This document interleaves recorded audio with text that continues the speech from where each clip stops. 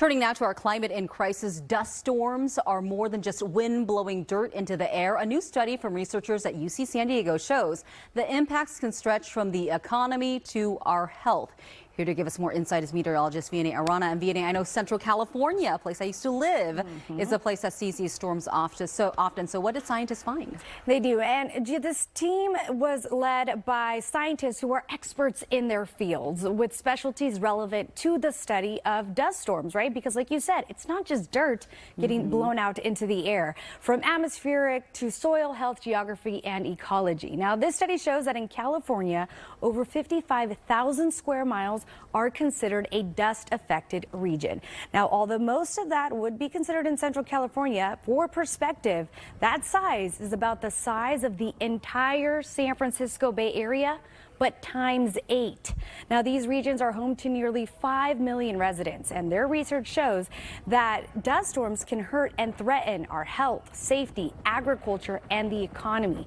I spoke with the lead researcher about this study to find out why research surrounding this is extremely important, especially in a planet with a changing climate, but also the amount of study that goes into this sort of information. What we did is put together a group of scholars, a group of scientists who are all interested in different areas or different aspects of dust storms, and formed a center so we could all work together. And so this group includes folks like me, where my background is in atmospheric science, right? But also folks who have expertise in microbiology and epidemiology, so we could try to improve our understanding of those health impacts and, for example, the biology of these dust storms, what it is about a dust storm that makes someone sick. Also people with expertise in geography and even in policy, so we can understand how our human impacts to the environment and how our political response to those impacts are also shaping dust storm activity in the state.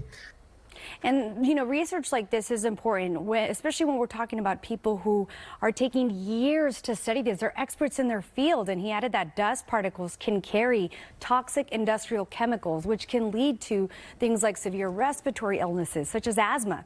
And it has also been linked to a health risk now known as valley fever, which can resemble that of flu symptoms. But pregnant women or those with weakened immune systems are often at higher risk from breathing in the things that might be found in that dust. So think fungus or, air quality concerns, all of that. I mean, the long-term idea of how this could impact us for years to come is significant. Yeah, and that's why these years-long study are so important. Okay, so Vianey, what are these scientists hoping to do with this research? Yeah, and I did ask you, ideally, what are we hoping? Of course, we want to inform the public. That's the #1 concern, safety first.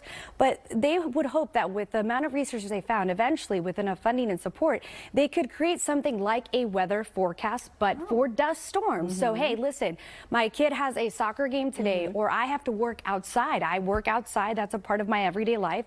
What is the dust going to be like today? Are we expecting high dust, low dust? How could it impact me? And of course, there's still in development. A lot of research still has to be done. You saw how many people with experts in their field are researching every layer of this. But with the proper support and funding, they could turn this into hopefully something where every day you can check, just like we provide you the weather forecast as meteorologists, we have scientists who could provide us with detailed accuracy of how these dust storms could affect us, in which way, where they're coming from, the wind speeds, all of that. Yeah, so and all the day-to-day stuff is so important. Like you guys tell us, bring your jacket tomorrow, wear your, rain boots, and these scientists can tell us you probably need to wear a mask when you're out tomorrow, maybe goggles or something, right? Exactly. Yeah. We're talking about millions of people here. So yes, absolutely. We'll link the study, the complete study to this, along with this story to our climate crisis page. Vianey, thank you.